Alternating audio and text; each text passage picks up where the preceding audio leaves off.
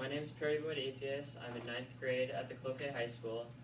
My category is plant sciences, and my project is called the effect of road salt runoff on Lemna Minor. So common duckweed is a very small green floating plant and it's seed bearing.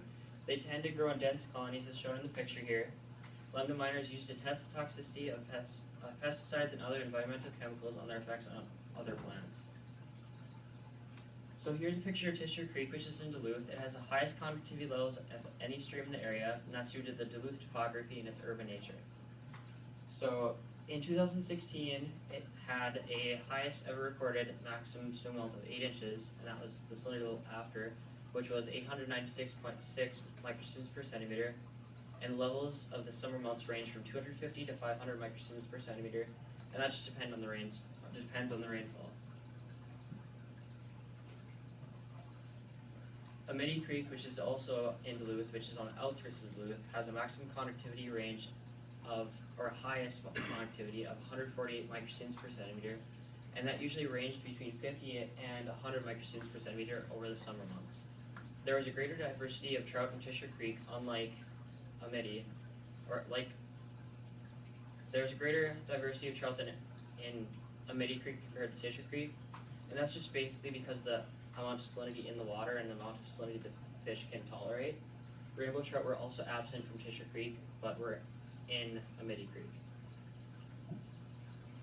So salinity levels of 150 to 500 microsiemens per centimeter are usually ideal to support a wide variety of aquatic life.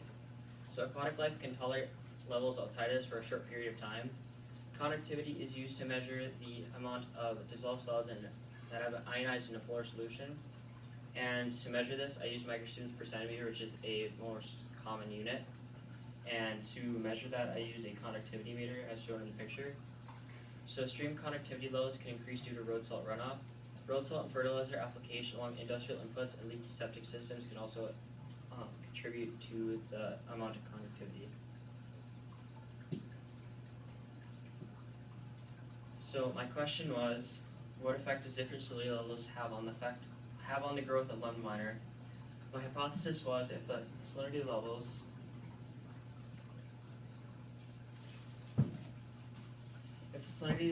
is near 100 microsiemens per centimeter, then the duckweed will grow quicker than the duckweed with less and more salinity when compared to the other concentrations. So my independent variable was the level of salinity in each container that the duckweed grew in, which is right here. So my dependent variable was the data that was collected, which is the number of fronds after each week, and the constant variables are the containers that the water was in with the dilutions, the duckweed, and the salinity levels of each duckweed plant. So my control was the duckweed without any added salinity, which was the duckweed in the distilled water alone. So I had 9 sets of 6 clear plastic cups, and each cup was filled with 2 centimeters of water. And I had 0 for just the distilled water for a level, 25, 50, 75, 100, 125, 150, 175, and 200 microsiemens per centimeter. Like I said before, the 1 set was just the distilled water, and 6 plants were put in each cup, or 6 fronds of each plant. So that's basically the DNR's protocol for testing for pesticides and other toxic chemicals. And after each week, the number of fronds was recorded, and this was gone on for about a month. So the materials I used were here. I used a conductivity meter, cups and lids, regular old table salt, the duckweed in the background with stir sticks and beakers to make the dilutions. I used 6 samples for each level of salinity, and this was based off of the higher end of Tisher Creek in 2016. And a study was done basically to find that anything in levels above 200 microsiemens per centimeter were affected negatively, and that basically helped me to figure out what level I was using for the project. So figure 1 shows the average percentage of growth over 7 days of Lemna Minor treated to different concentrations of salt with 0 through 200 microsiemens per centimeter. As you can see, the 125 microsiemens per centimeter had the plants in that concentration had the most significant growth when compared to the other plants in the concentrations. So my original hypothesis was if the salinity level is near 100 microsiemens per centimeter, then the duckweed will grow quicker, and then the duckweed grown with less and more salinity when compared to other concentrations. My hypothesis was supported, and lemna minor produced the largest amount of fronds in the 125 microsiemens per centimeter concentration, and that was when it was compared to the other concentrations. Here's a picture of the duckweed in the pond from where I got it.